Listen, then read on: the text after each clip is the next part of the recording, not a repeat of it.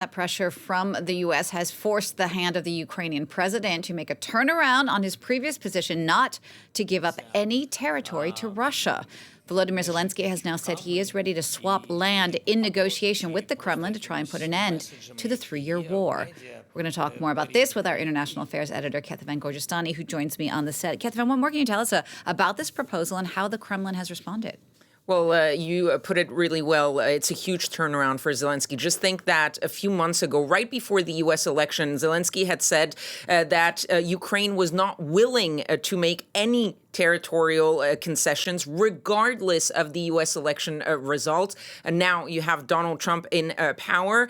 Since then, Zelensky started talking about temporarily maybe ceding some territory to Russia in exchange for joining NATO. And now, finally, openly, he says we are willing to talk about a land swap.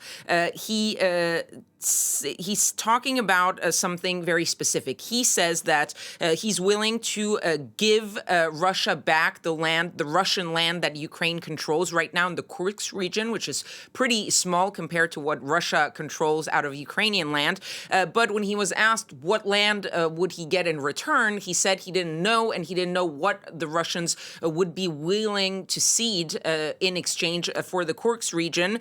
And that's already getting a little bit ahead of the problem, because the Russians are not even talking about what type of territory they would cede. They're simply saying, we're not going to entertain that discussion. The Kremlin response came today with Dmitry Peskov, who is the spokesperson for the Kremlin. He said about the land swap, that is impossible. Russia has never and will never discuss the topic of exchanging any of its territory. And that is partly right now because Russia is in a sort of position of strength on the battlefield. It has launched several strikes, major strikes on Ukraine, and it's continuing to advance on the ground, especially in the Donetsk region. So for now, hasn't shown any signs that it's willing to engage, to negotiate, let alone cede any of the territory it has seized from the Ukrainians. Now, Kéthévane, of course, looming over all of this, any possible peace talks, is the shadow of U.S. President Donald Trump. I mean, where does he stand on all of this?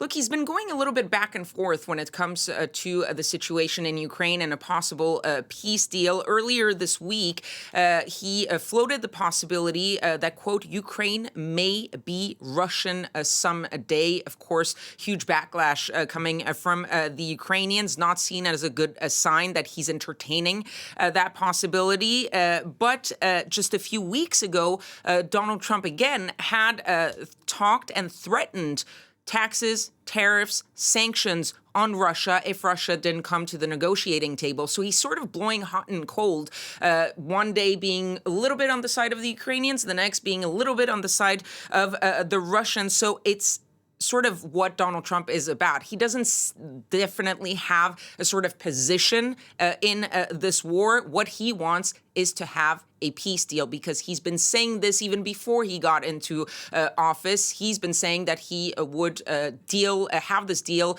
within 24 hours of getting into the White House. Then he moved the goalpost to about 3 months. Now it's 6 months. But what he most wants is to show that he's able to bring that peace deal between Ukraine and Russia. He has said that both sides will have to give up something in order to attain that peace deal. There were reports that the U.S. might be presenting a sort of outline of that peace deal, because so far they haven't given us any indication as to where those possible negotiations could go. Keith Kellogg, who is the special envoy for Ukraine, he's in Europe. He's going to be in Munich. He has dismissed reports that he would be presenting a plan in Munich, but he said that they are starting those discussions, and so we might see maybe a little bit of information as to at least where Donald Trump thinks he can get Volodymyr Zelensky and Vladimir Putin to agree. All right, Kéthévane, thank you for that. France 24's Kéthévane Gorjestani.